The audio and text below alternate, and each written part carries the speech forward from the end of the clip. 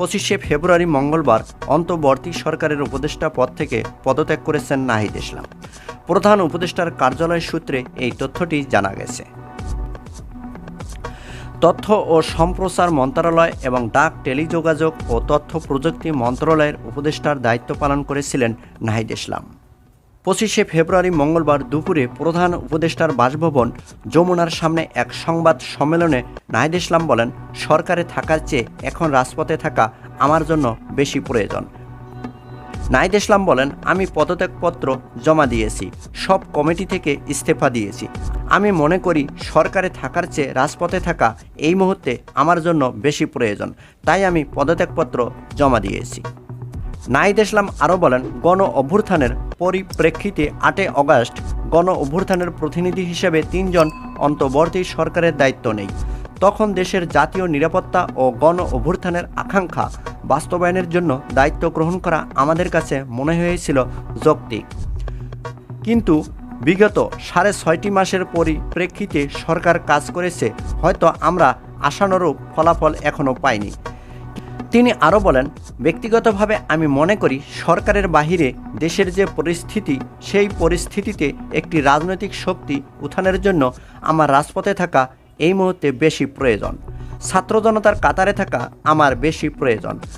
আমরা যে গণতান্ত্রিক পরিবর্তনের আকাঙ্ক্ষা করি, সেই আকাঙ্ক্ষার জন্য গণ অভ্যুত্থানে যেসব ছাত্র জনতা অংশগ্রহণ করেছে, সেই শক্তিকে সংহত করতে আমি মনে করছি সরকারের থেকে সরকারের বাহিরে রাজপথে আমার ভূমিকা বেশি থাকবে। তিনি আরও বলেন, বাইরে যে আমাদের সহযোগী যোদ্ধারা রয়েছে তারাও এটি চান।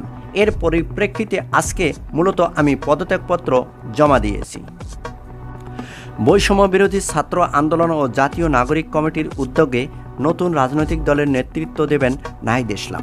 আগামী শুক্রবার 28শে ফেব্রুয়ারি নতুন এই রাজনৈতিক দলের আত্মপ্রকাশ ঘটতে যাচ্ছে। এই দলের আহ্বায়ক পদে নাহিদ ইসলামের মনোনয়ন নিয়ে শুরু থেকে জাতীয় নাগরিক কমিটি ও বৈষম্য বিরোধী ছাত্র আন্দোলনের নেতাদের কারো কোনো আপত্তি ছিল না। অন্যদিকে জাতীয় নাগরিক কমিটিতে থাকা ছাত্র শিবিরের সাবেক নেতাদের সঙ্গে সমঝোতার ভিত্তিতে জ্যেষ্ঠ যুগ্ম আহ্বায়ক পদে আলী আহসান জোনায়েদ, শিবিরের ঢাকা বিশ্ববিদ্যালয়ের শাখার সাবেক সভাপতির নাম বিবেচনায় রাখা হয়েছে এবং দলের জ্যেষ্ঠ যুগ্ম সদস্য সচিব পদে আসতে পারেন জাতীয় নাগরিক কমিটির বর্তমান আহ্বায়ক নাসির উদ্দিন পাটোয়ারি। তবে সদস্য সচিব হিসেবে কে আসবেন মূলত সেটা নিয়েই মতবিরোধ ছিল। সমঝোতার ভিত্তিতে এই পদে আক্তার হোসেনের নামও অনেকটাই চূড়ান্ত।